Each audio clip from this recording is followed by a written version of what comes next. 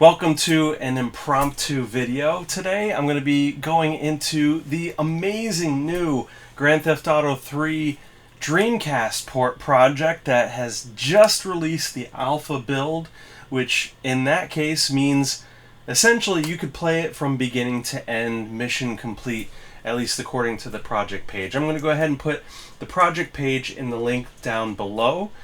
For this, I'm going to be using my actual launch Dreamcast unit.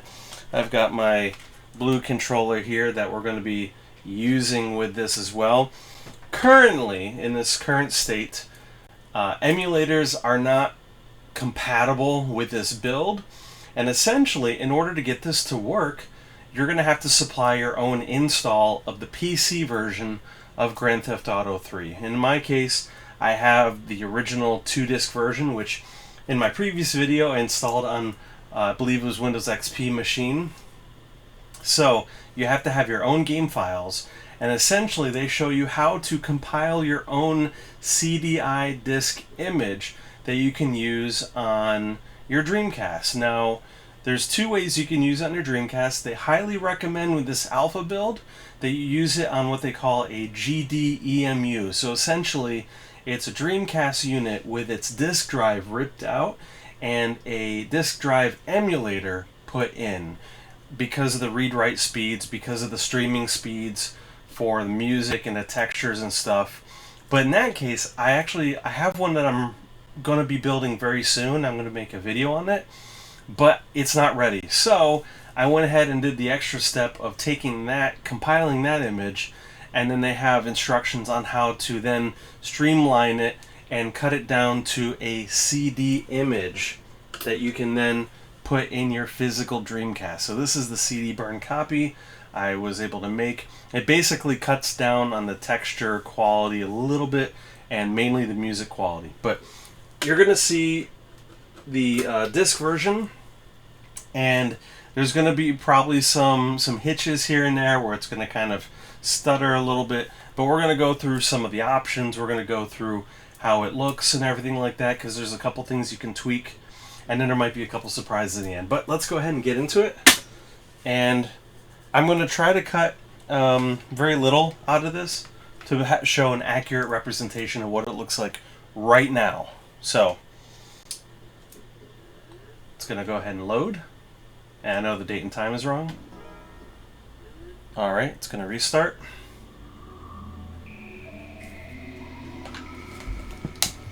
Now hopefully I got the game volume alright. I'll probably be streaming this later, but so I already tried it just to make sure it works.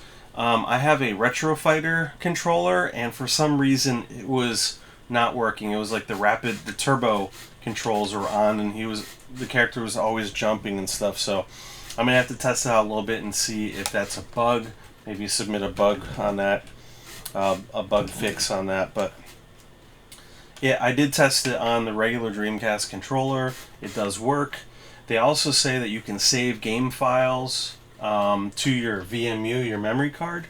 But they do recommend keeping it on its own memory card. And I also probably recommend that because you don't want some weird bug that they don't know of to wipe all your other saves off your memory card, right?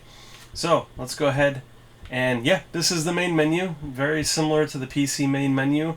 You have a controller set up, but that's kind of that's kind of messed up right now. Keyboard mouse setup. So there are the standard controls, keyboard mouse, I guess, which I might try this later on with Dreamcast keyboard and mouse. We'll see. Audio setup as well. You do have the ability to do, dynamic acoustic modeling, things like that, just like the PC version. Display setup. Now this one is interesting because there was some missing things here. I don't know what some of these identifiers are, but you can turn on and off different things in the graphics setup. So the screen resolution is set there, but you can turn on and off widescreen support, which is cool, but also frame sync, frame limiter, and trails. Now this is something, and I'm not sure what this one is. Oh, okay, AS.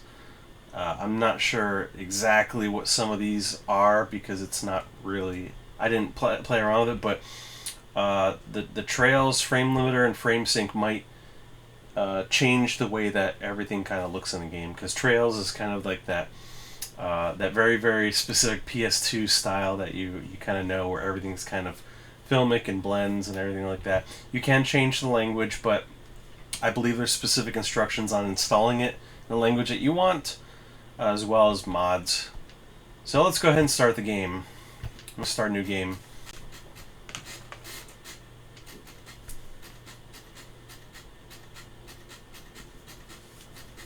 And my disk drive is making a noise, but you probably can't hear it because it's that classic Dreamcast kind of chug. Well, let's see this. Let's see how this looks. I'll play a little bit. I know some people, a lot of the early footage are people playing it in the beginning, and that's kind of what I'm going to be doing here. But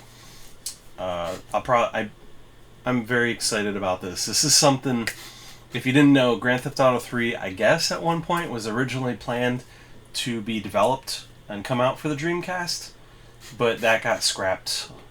And then, of course, it came out on the PS2 and then PC, things like that. So, kind of the what-if universe. What if Grand Theft Auto 3 came out on the Dreamcast with one controller stick, kind of like the PSP controls? Would that have changed history? Would that have prolonged the life of the Dreamcast due to sales? I don't know, but let's get into it.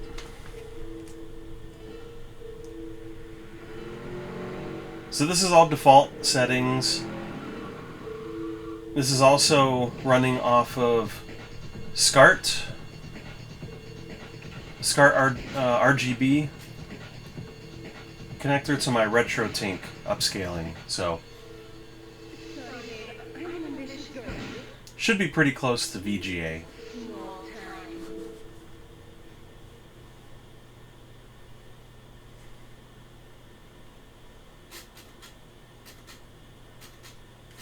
And given everything, especially being from the disk drive, I think the loading time is actually pretty good. It's pretty good. I apologize, my microphone's over there. I didn't have time to wire up another microphone. I wanted to get right into this.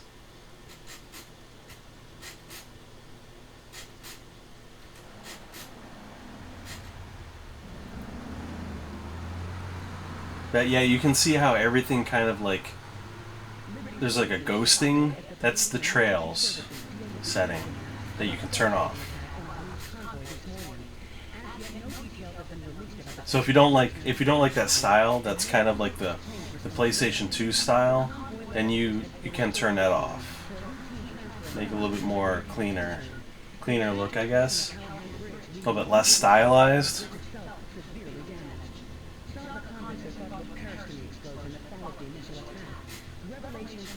This is absolutely impressive. And it wasn't even that announced that long ago as far as the team working on it, so they made quick work out of this.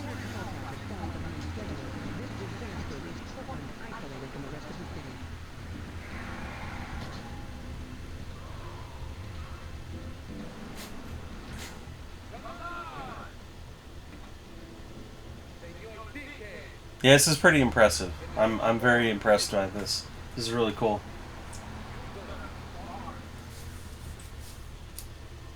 And of course, you had other open world games. You had Shenmue, which was absolutely mind blowing back then.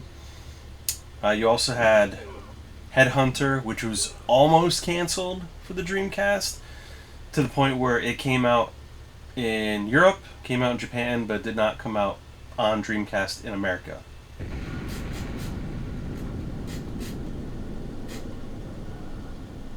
And again, that is also an impressive game in my opinion. I have the European copy, and it's I like it. I like it for an early open world type game, mission game. I like it. That rain effects, Man, the lighting effects all look great. They all look great. I'm actually going to turn the sound down a little bit.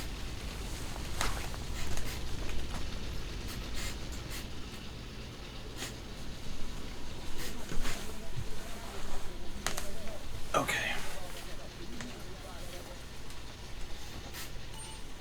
So yeah, look. Now I'm just walking around. Looks pretty good, right? This looks great. You can see a great detail in it. So I'm going to go ahead, go into options. I'm going to show you a couple of things. So we got graphics set up. I'm going to turn off trails. It looks like there was a version 3, version 1. Let me see what version 1 is. Interesting. Let's go with off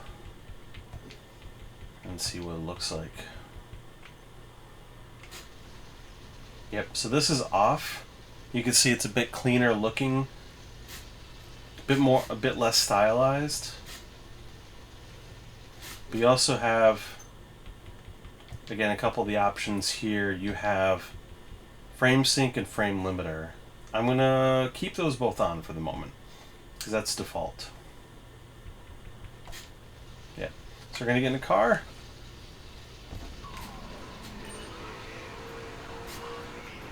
And I guess the cues are still from like Xbox controller.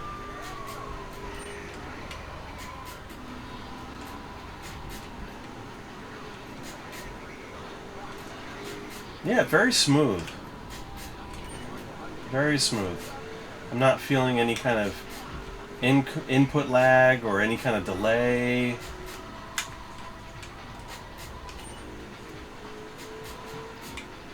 Yeah, this is cool. This is really cool. Yep. Trying to lose the cops. Sorry, we lost the cops. Oh, let's go up through here. Oh yeah. Oh. Oh man. Oh. Uh-oh. Oh. Oh no. Yeah. This is too fun. Uh-oh. Let's even get out of here. Yeah, see, it's it chugs just a little bit. Oh yeah, here, I can get out of here. It chugs just a little bit as it's loading from the disc, as you can see. Yeah, little bits there. That's probably something that you don't get with the GDEMU or the disk drive emulator. So let's go ahead and yeah. Absolutely impressive. I love this so far. I want to play through the whole game like this.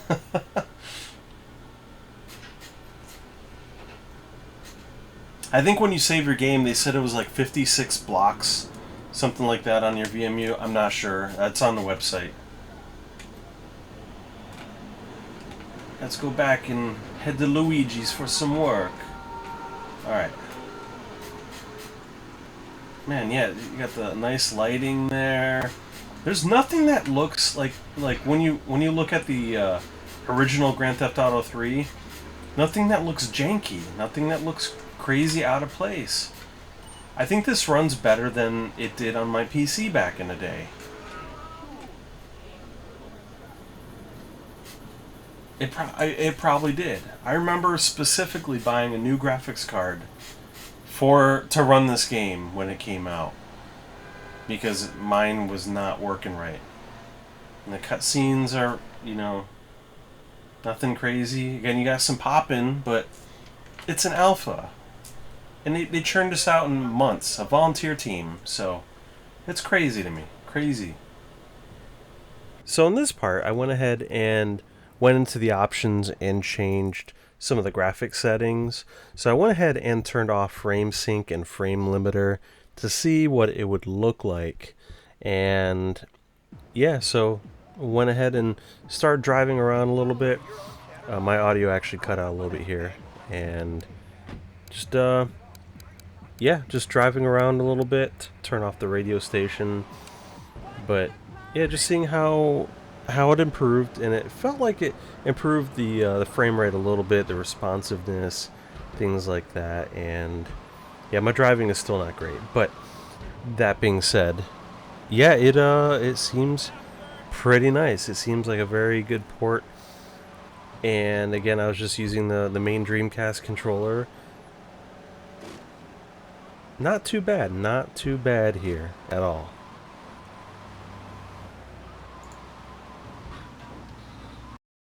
So that's Grand Theft Auto 3 on the Dreamcast. What do you think? I feel like this runs really good for what it is. Again, I turned off VSync, I turned off frame limiter, I turned off trails. Oops, I just got run over. I think it runs pretty good for being an alpha, for coming out by an indie team.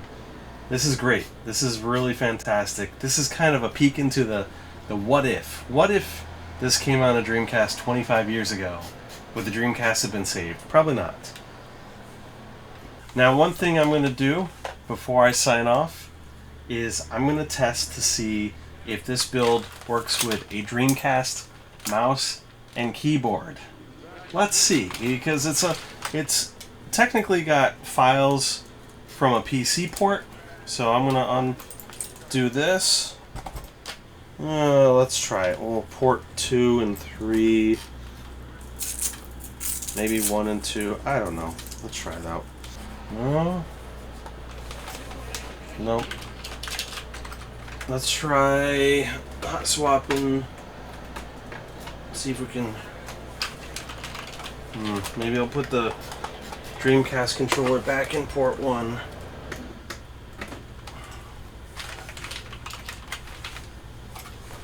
Well, Dreamcast controller still works, but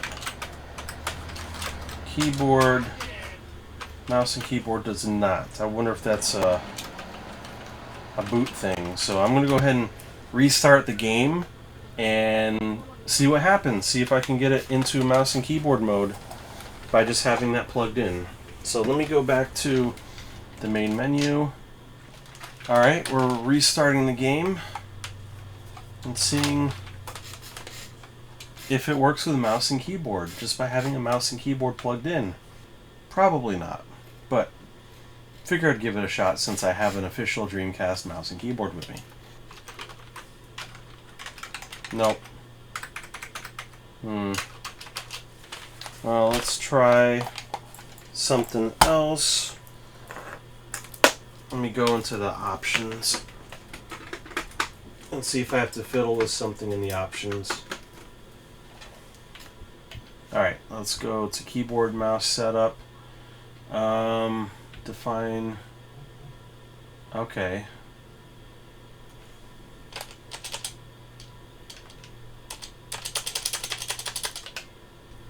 Does not even detect it. Oops. I caused a kernel panic. Okay. Cool. Well, that was fun. Yeah, so it didn't even see the mouse and keyboard. Probably no drivers loaded up for the mouse and keyboard, I'm assuming. That'd be kind of cool if it supported Dreamcast mouse and keyboard sometime in the future. Hey, it was worth a shot. But thank you for stopping by. I appreciate it. What do you think? Let me know in the comments below. Do you want to see me stream this? Do you want to see more of this? Cool. All right. Well, thank you so much. Have a great day and game on.